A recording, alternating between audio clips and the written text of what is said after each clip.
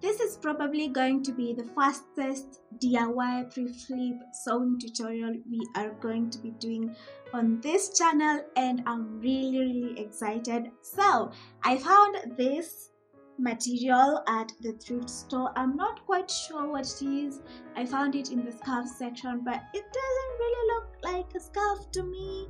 It looks more like a fabric that someone cut and it was left over, and I got lucky. So we're going to be using this, I want to say navy blue fabric that is like really nice and neat. It even has the ribbing. It's so nice.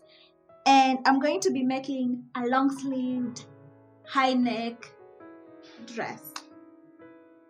I'm really excited because that is my favorite type or silhouette of a dress. It's about to get cold, most likely confusing if it's cold, if it's hot, but I'm excited.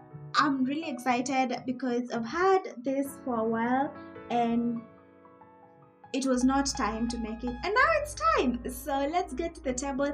But before that, if you love sewing, crochet, knitting, anything that makes clothes, thrift flips, upcycles, all that, click the subscribe button down below, and trust you me, you'll not be disappointed. This is the fabric that I'm going to be using, and for measurement reference, it's around 47 inches longwise, and it's 27 inches widthwise, and it's folded on these two sides, so in the bottom it's a double. And now I want to start on the dress because I have these compartments for the dress, and I already took this measurement right here.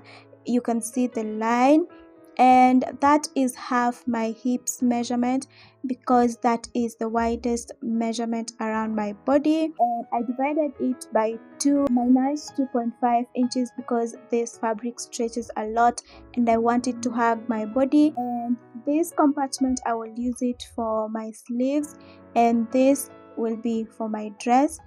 So I'm going to fold it by half to the line that I drew earlier, and that is going to be my side seam, and this is going to be my center front and my center back. So I'm going to start feeding in my measurement at this point, and I'll start off with my neck. For my neck, I'm going to have 3 inches wide, and I'm going to have 1.5 inches. Then I'm going to add 0.5 inch seam allowance because I want it to be a total of 2 inches.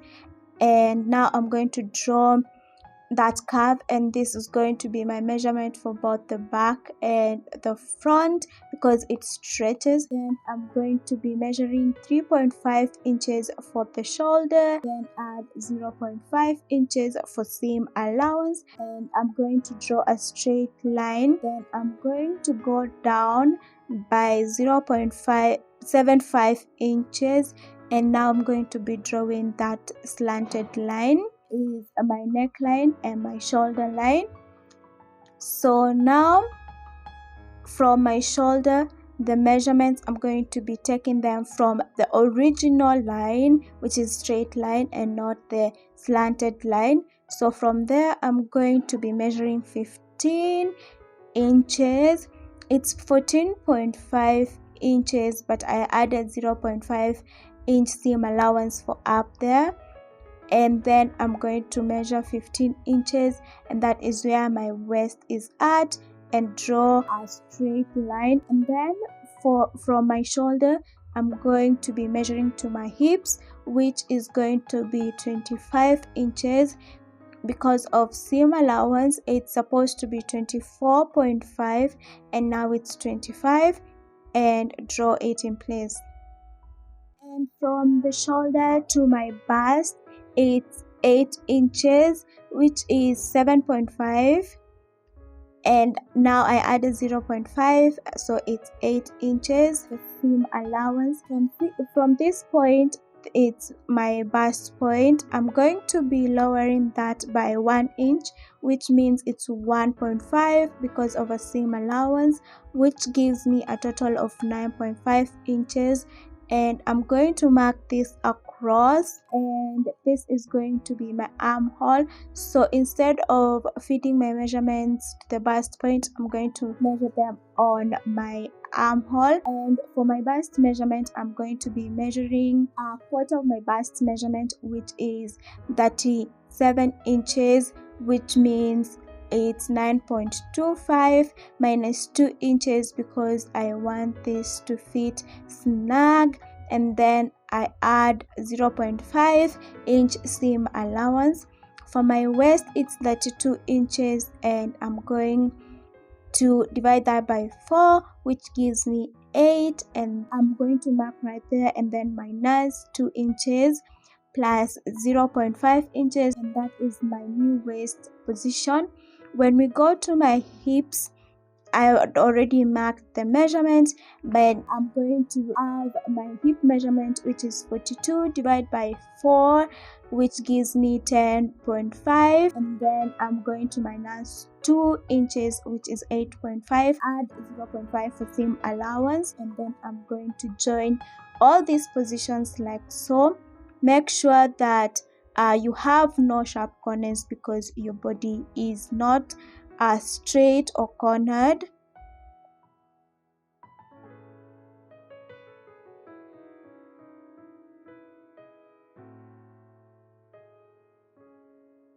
So let me cut this out, and I will show you how to cut the sleeves and construct everything.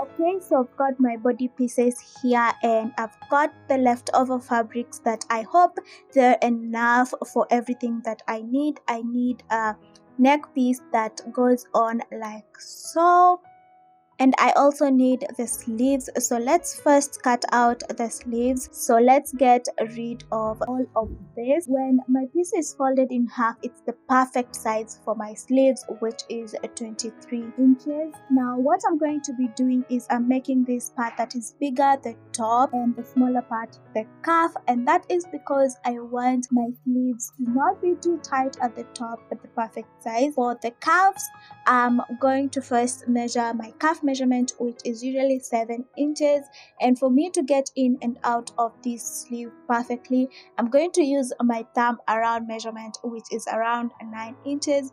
And because this fabric is folded in half, I'm going to measure 4.5 inches and then stretch as much as I can so that I can see how much fabric I'm going to use, as small as possible, which for me is around 3.5 inches. This is inclusive of seam allowance.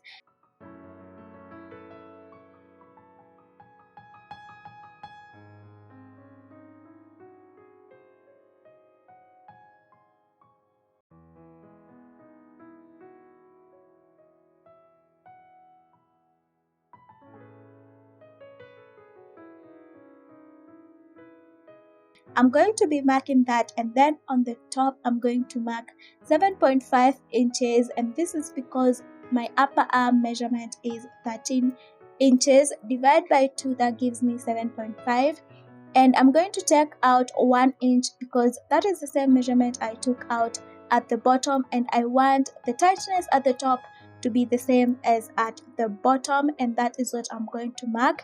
And this is now my general shape of the sleeve once I join the top mark to my bottom arm mark.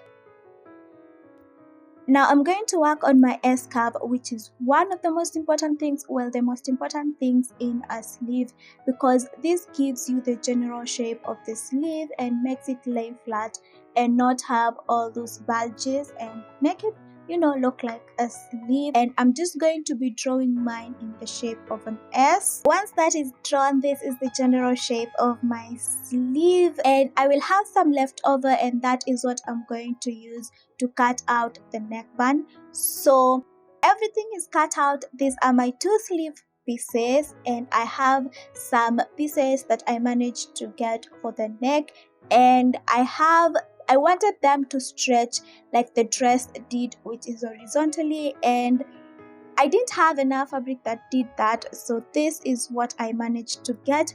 I hope it's enough, and now let's get to joining everything together.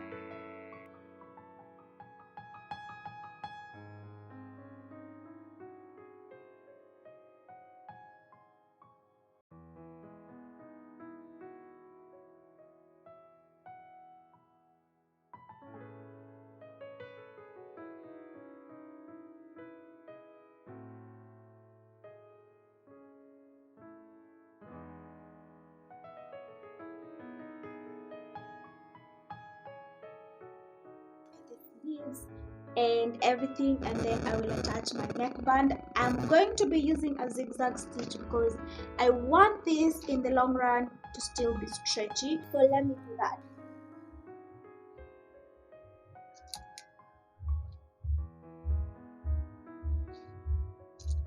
Shoulders are attached and a little bit change on my plans. I'm first going to install the sleeves before attaching the side seams, and that is because I want a nice and neat joint at the armhole. Are already attached, here they are, and now I want to do the side seams. So I'm going to be sewing from the cuff right here all the way to the bottom, which is the hem, and repeat on the other side, and I will only have the neckline left. Okay, honestly, that was a long one. I fought with the sewing machine. I got stabbed a couple of times, but you know what? The side seams are done, and let's just look at this joint together. It looks so good, and that is what I wanted. Now let's add up our neckline. I'm fighting a lot of urge to try this on because I'm really excited, but I know if I try this on I won't take it off, and I want to be done today, and I want to be done today. So let me attach this. I'm not sure if I want it doubled or single. I'm really confused. Honestly, I'm confused. So let me figure that out, pin everything together, and sew in place, and we'll have a dress.